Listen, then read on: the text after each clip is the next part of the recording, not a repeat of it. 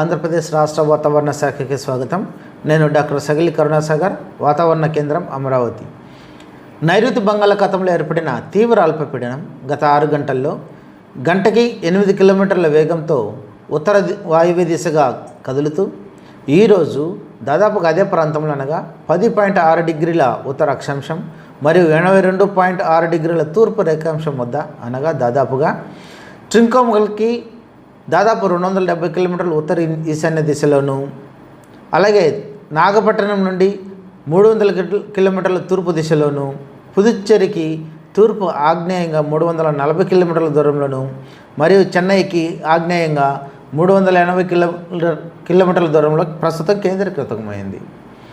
ఇది వచ్చే 6 గంటల్లో వాయువ్య దిశగా కదిలి తుఫానుగా మారే అవకాశం ఉంది.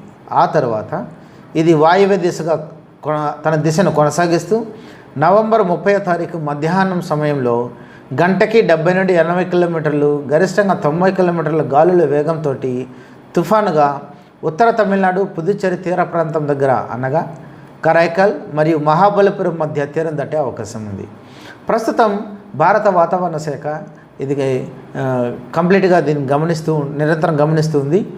వీటి ఫలితంగా మనము ఆంధ్రప్రదేశ్ రాష్ట్రానికి వాతావరణ హెచ్చరికలు గమనించినట్లయితే తేలికపాటి నుండి ఒక మోస్తరు వర్షాలు అనేక చోట్ల కురిసే అవకాశం ఉంది. వీటితో పాటుగా భారీ నుండి అతి భారీ వర్షాలతో పాటుగా అత్యంత భారీ వర్షాలు మనకు దక్షిణ కోస్తా ఆంధ్రప్రదేశ్ మరియు రాయలసీమలో 1 లేదా 2 చోట్ల సంభవించడానికి అవకాశం ఉంది. మరి ముఖ్యంగా తిరుపతి, నెల్లూరు, చిత్తూరు ఈ 3 జిల్లాలలో మనకు భారీ నుండి అతి భారీ వర్షాలతో పాటుగా అత్యంత భారీ వర్షాలు 1 లేదా 2 చోట్ల సంభవించే అవకాశం ఉంది.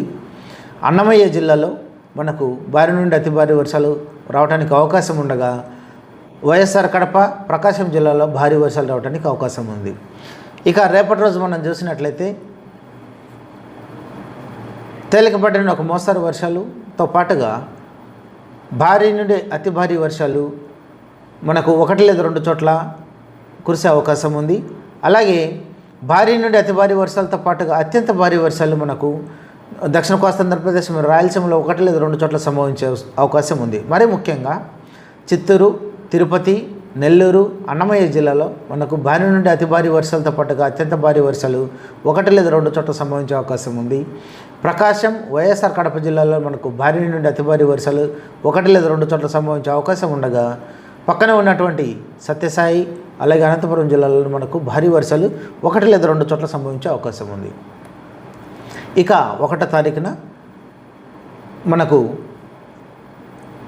తేలికపాటి నుండి ఒక మోస్తరు వర్షాలతో పాటుగా భారీ వర్షాలు మనకు దక్షిణ కోస్తా ఆంధ్రప్రదేశ్ మరియు రాయలసీమలో 1 లేదా 2 చోట్ల సంభవించే అవకాశం ఉంది.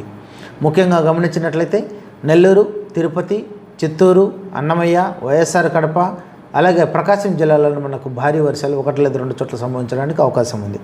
కాబట్టి ఈ హెచ్చరికలన్నింటినీ దృష్టిలో ఉంచుకొని ప్రజలు అప్రమత్తంగా ఉండాలని తెలియజేస్తున్నాం. మరి ముఖ్యంగా లోతట్ట ప్రాంత వాసులు ఈ హెచ్చరికలన్నింటినీ దృష్టిలో ఉంచుకొని జాగ్రత్తగా ఉండాలని తెలియజేస్తున్నాం. లోతట్టు ప్రాంతాల్లో నీరు నిలిచిపోవడానికి అవకాశం ఉంది. అదేవిధంగా స్థానికమైనటువంటి వరదలు రావడానికి కూడా అవకాశం ఉంది. అలాగే చాలా పాడుబడ్డ భవనాలు కానీ లేదా నిర్వహణలో లేనటువంటి భవనాలు కూడా నేలకొరగడానికి అవకాశం ఉంది. అలాగే టెలిఫోన్ స్తంభాలు, విద్యుత్ స్తంభాలు కూడా మనకు నెలకొరగడానికి అవకాశం ఉంది. పాడుబడ్డటువంటి చెట్లు కానీ లేదా ఎండిపోయిన చెట్ల కొమ్మలు విరిగిపోవటం ఇది కూడా జరగడానికి అవకాశం ఉంది. వీటితో పాటుగా ఆంధ్రప్రదేశ్ తీర ప్రాంతం వెంబడి అననుకూల వాతావరణ పరిస్థితులతో పాటుగా గాలులు గంటకి 50 నుండి 60 కిలోమీటర్లు, గరిష్టంగా 70 కిలోమీటర్ల వేగంతో వీచే అవకాశం ఉంది. ఆ తర్వాత ఈరోజు అనగా 29వ తేదీ సాయంత్రంకి ఈ గాలులు కాస్త బలపడి 60 నుండి 70 కిలోమీటర్లు, గరిష్టంగా 80 కిలోమీటర్లుగా మారి రేపు అనగా 30వ తారీఖున 70 నుండి 80 కిలోమీటర్లు, గరిష్టంగా 90 కిలోమీటర్ల వేగంతో వీచే అవకాశం ఉంది. కాబట్టి దీంతో పాటుగా సముద్రం కూడా మనం చూసినట్లయితే రేపు సాయంత్రం వరకు కూడా rough to very rough conditions మనము సముద్రంలో ఉండే అవకాశం ఉంది. కాబట్టి మత్స్యకారులు ఎవరు కూడా చేపలకు వేటకు వెళ్ళరాదని హెచ్చరికలు జారీ చేస్తున్నాం. ఈరోజు రేపు కూడా చేపల వేట పూర్తిగా నిషేధించమని కూడా హెచ్చరికలు జారీ చేస్తున్నాం. ఎవరైనా తెలియక సముద్రంలో వేటకు వెళ్ళినట్లయితే వెంటనే వెనక్కి రావాల్సిందిగా కూడా హెచ్చరికలు జారీ చేస్తున్నాం. అలాగే మనకు ఈరోజు రేపు మరీ ముఖ్యంగా అన్నమయ్య, తిరుపతి, చిత్తూరు, ప్రకాశం, నెల్లూరు, వైఎస్ఆర్ కడప ఈ జిల్లాలో మనకు ఉరుములతో కొన్ని మెరుపులు కూడా సంభవించడానికి అవకాశం ఉంది కాబట్టి ప్రజలు అప్రమత్తంగా ఉండాలని తెలియజేస్తున్నాం. నమస్తే.